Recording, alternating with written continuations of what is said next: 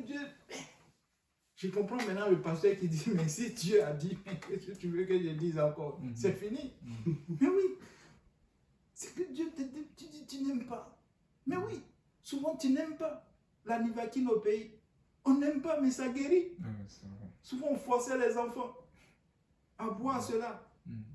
Mais veux-tu qu'on te force? Mais Dieu a une façon de forcer. Souvent il va te laisser dans les histoires de crédit. Tu te lances comme ça. Mais c'est pour plus. Pourquoi? Pour que tu aies un lien où il peut te maîtriser. Pour que tu puisses comprendre.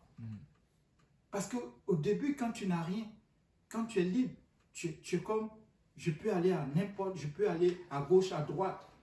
Mais non. Quelqu'un n'est pas libre. On n'est pas libre.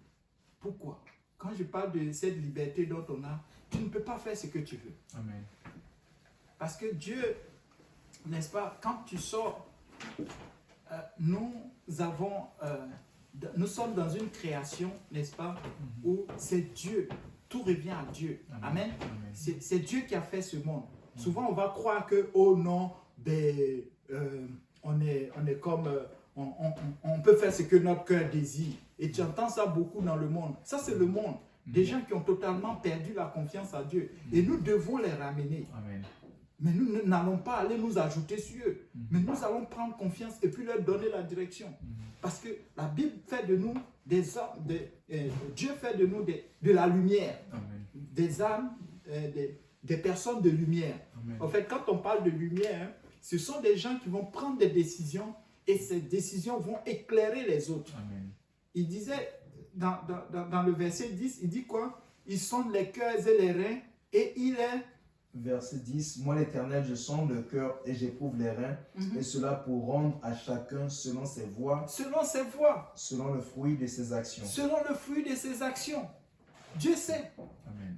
Si aujourd'hui, là, Dieu enlève souvent une partie, si Dieu enlève peut-être un petit doigt de ce monde-là va s'éparpiller partout, va disparaître. Dieu tient ce monde. Amen. Donc, on ne peut pas surprendre le Seigneur. Je ne dis pas que ce qui arrive, c'est une fatalité. Ce qui t'arrive ou ce qui nous arrive, c'est vraiment, c'est correct. Ce n'est pas correct.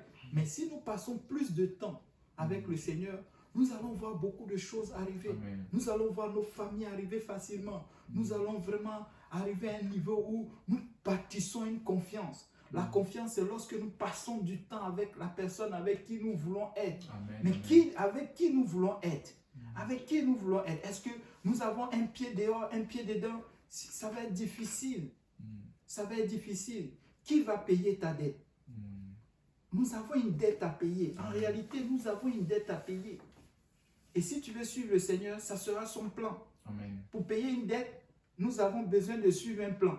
Et généralement, on va s'attacher à un conseiller financier, et il va nous proposer. Il y en a beaucoup qui courent dehors là. Oui, et il va te proposer des plans assez... Mais pour que tu puisses appliquer ce plan-là aussi, ça va te prendre quoi? Ça va te prendre un sacrifice. Parce que tu vas couper des parties, tu vas faire des choses, parce qu'il va te montrer un plan, et ce plan-là va faire de telle sorte que tu puisses laisser tomber ton quotidien. C'est-à-dire que ce que tu as l'habitude de faire, Amen. tu vas changer, va bouleverser totalement ta façon de faire pour que tu puisses arriver à un résultat, n'est-ce pas, ce que toi tu cherches, n'est-ce pas? Et si nous voulons vraiment suivre le Seigneur, ça va prendre que notre vie quotidienne soit bouleversée par des choses que souvent on n'aime pas. Amen. Si tu aimais, par exemple, pour payer la dette, si tu aimais prendre le café, il va te dire, bon, on supprime le café. Amen. Si, par exemple, tu aimais acheter des habits, il va te dire, bon, les habits, oui, mais au lieu d'aller acheter chez Tommy Hilfiger, ben, aujourd'hui, tu vas à la Renaissance. Amen. 7 dollars Amen. la tonne. Oui, Amen.